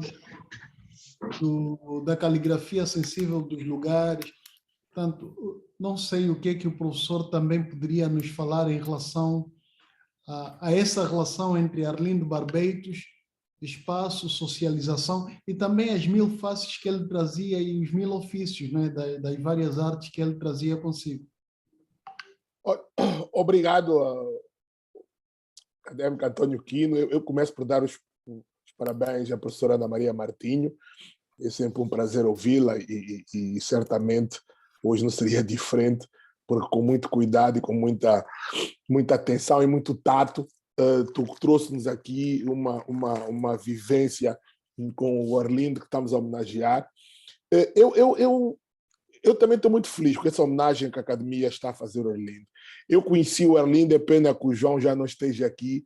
Quem me apresentou o Arlindo Barbeitos foi o João Melo, exatamente no apartamento que o João Melo fez aqui referência, em que ele era vizinho do Arlindo. E nesse dia, o Arlindo convidou-me a visitar a sua biblioteca, que me deixou completamente impressionado. E a memória que eu tenho dele foi várias conversas que tivemos, e uma conversa que tivemos muito, muito agradável no dia da defesa da tese dele.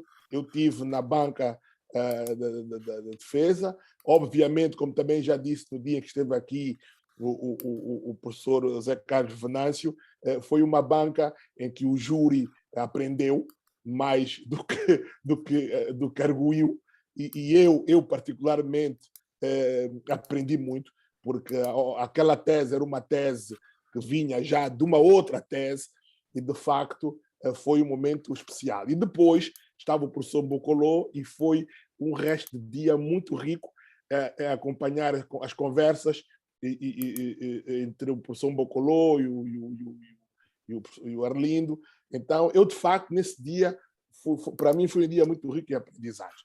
Mas eu gostaria de dizer que eu vejo, tanto na poesia como no resto do trabalho do Arlindo, sempre um diálogo muito permanente, ainda que aparentemente possa não parecer, um diálogo muito permanente entre as questões sociais, questões sociológicas, e aquilo que é o seu olhar desconfiado em relação a essa dinâmica própria das questões sociais ligadas à literatura. Ele é um autor, e por isso mesmo, quando se pensou nessa homenagem, a Academia, e dou os parabéns aqui ao Filipe Zau e ao Paulo Carvalho, foi muito feliz em juntar essas duas componentes, essa componente mais socioantropológica com a componente da literatura e da poesia. Mas mesmo na quinta-feira passada, quando a professora Rita Chaves nos brindou também com uma bela intervenção, ficou muito claro na abordagem da professora Rita Chaves esse lado sensível de uma antropologia muito presente no seu trabalho. E isso, não sendo muito normal em autores em Angola, é de facto muito rico para nós. E eu penso que fica um trabalho para casa. O que o Arlindo nos deixou foi, de facto, deixou-nos muitos trabalhos de casa, mas um deles é nós, pesquisadores, continuarmos a trabalhar e continuarmos a pesquisar o seu trabalho exatamente nessa linha de um diálogo permanente entre a dimensão literária, a dimensão antropológica, a dimensão sociológica. A professora Ana Maria Martinho hoje já nos deu aqui uma ajuda, mas certamente vamos ter muito que trabalhar nessa linha, porque me parece que ele estava... A poesia do Arlindo Barbeitos e o seu trabalho socioantropológico, eu diria que é um trabalho de pele, é uma coisa que está muito à flor da pele, se posso assim dizer. E, neste sentido, ele deixa-nos aqui um grande legado, que cabe-nos agora a nós continuarmos a explorar e continuarmos a investigar. Obrigado. Ok, muito obrigado. Não sei se a professora Ana Maria Martinho quer fazer algum comentário lateral a esse, mas seria bom, agradecia. Muito obrigada. Na verdade, não concordo, é absoluto, porque, e sobretudo, pegando agora também na última parte, penso que fica bem claro que há muito ainda a fazer para estudarmos este autor e a sua obra, até porque há também uma outra dimensão que ele, de certa maneira, não considera, diz que não é bem, não tinha uma preparação bem nessa área, mas a verdade é que ele tem também, há também uma componente filosófica importante no trabalho dele, que ele, enfim, de algumas coisas que li, ele diz que não acompanhou propriamente a escola filosófica alemã na altura em que lá esteve, porque não se sentia preparado, mas eu estou em crer que há aí alguma modéstia, porque na verdade eu penso que outra combinatória muito complexa que ele faz é da organização de diferentes... Está bem. De diferentes sistemas filosóficos e a recomposição disso em alguma da sua literatura e em alguma da sua ensaística também, não é? Ok, professora, muito obrigado. Nós, na verdade, temos... o tempo voou, não é?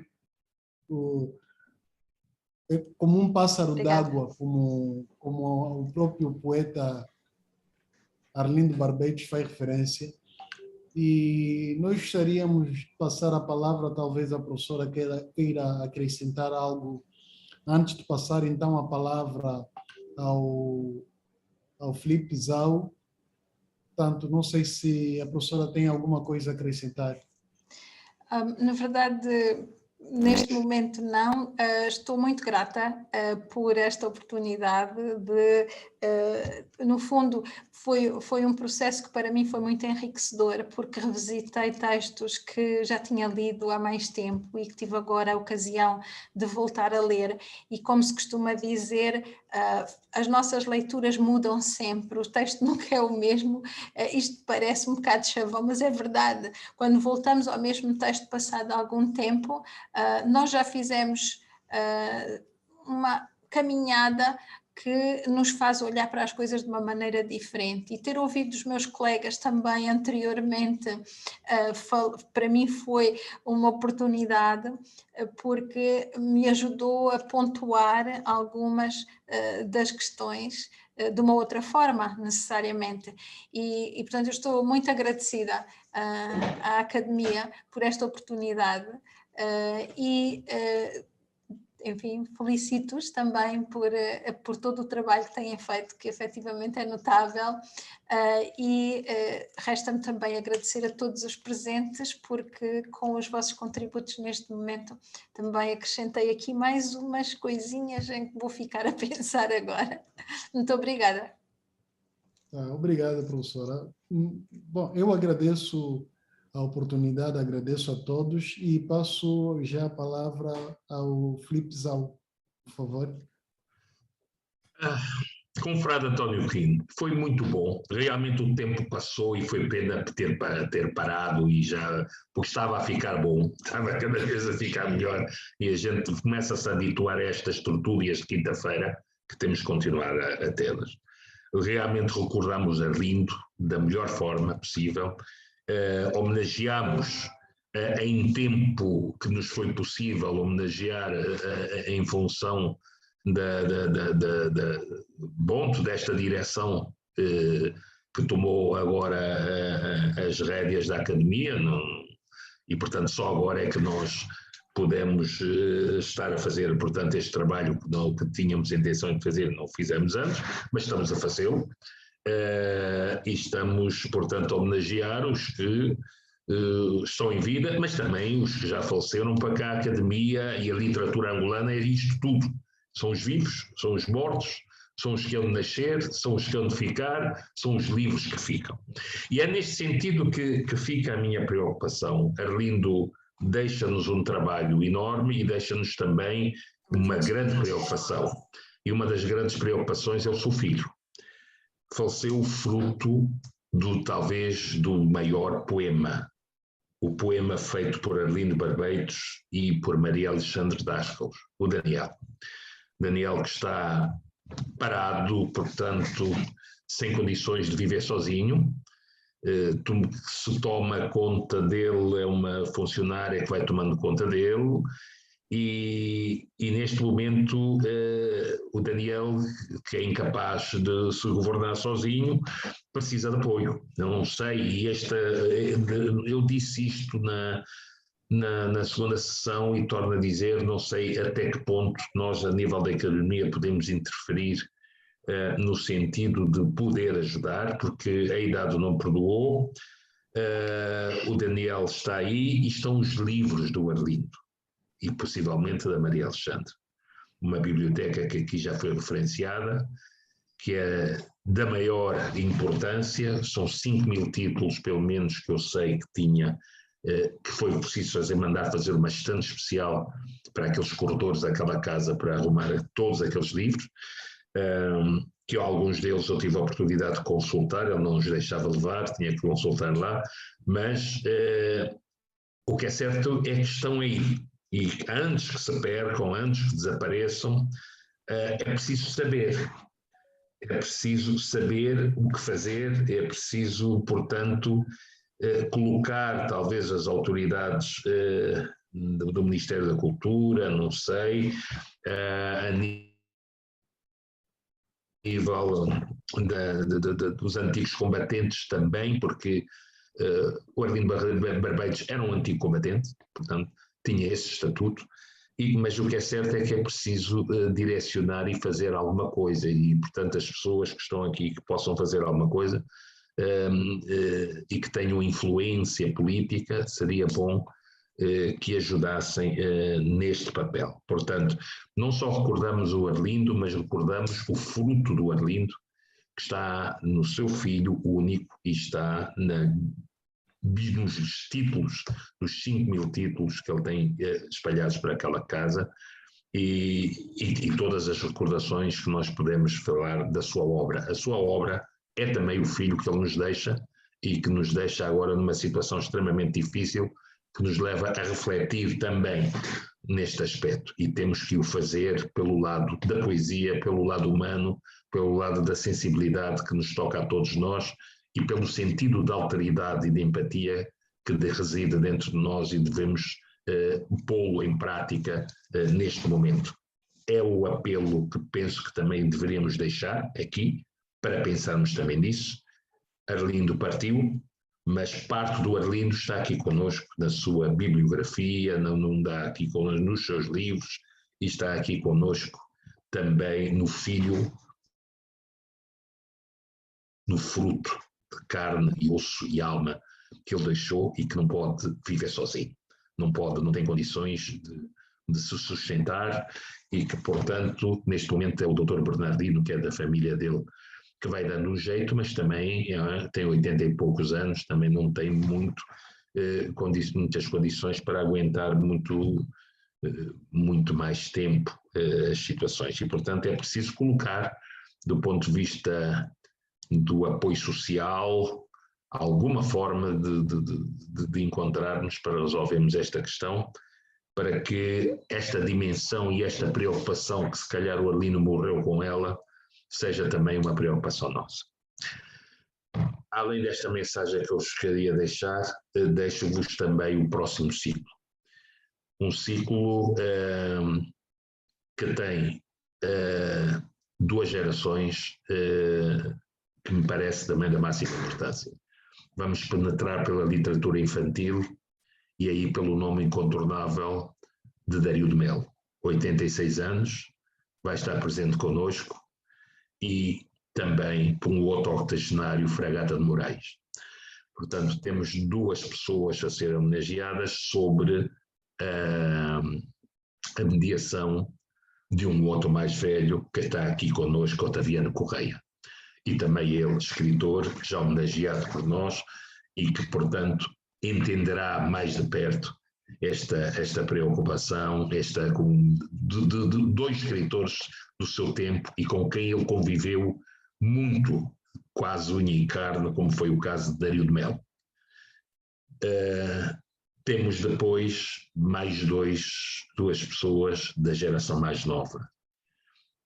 Um já foi anunciado, João Melo, que vai contar as suas histórias com E e vai se calhar esquecer as suas histórias com H. Dessas não vai ele possivelmente as contar, mas que possivelmente devagarinho ele vai acabar por nos contar algumas, com a ajuda nossa em lançar-lhe as perguntas incómodas que ele possivelmente não vai gostar de responder, mas nós vamos fazê-la, porque o João Melo, desde o Homem do Palito na Boca até à história da Margarida com o Padre Donaldo, vai ter muita coisa para contar para nós.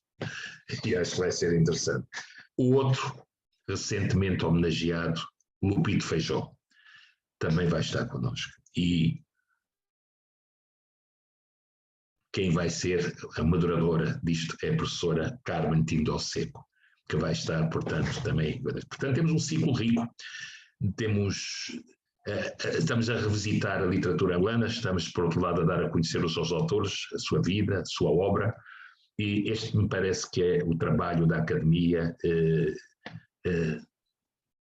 o principal trabalho da Academia é precisamente dar vida às coisas que têm que ser promovidas e difundidas em seu devido tempo e estudadas, possivelmente de levar a que a educação possa futuramente conhecer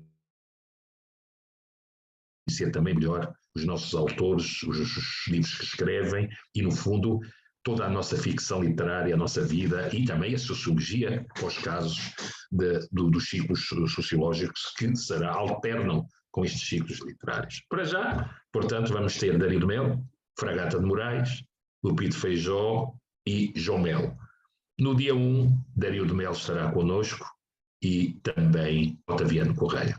Para todos uma boa noite, um bom jantar, um forte abraço para todos e até a próxima quinta-feira. Boa noite, obrigada. Obrigado, Ana Maria, por tudo. Até sempre. Boa noite, muito obrigado, Ana Maria. Obrigada.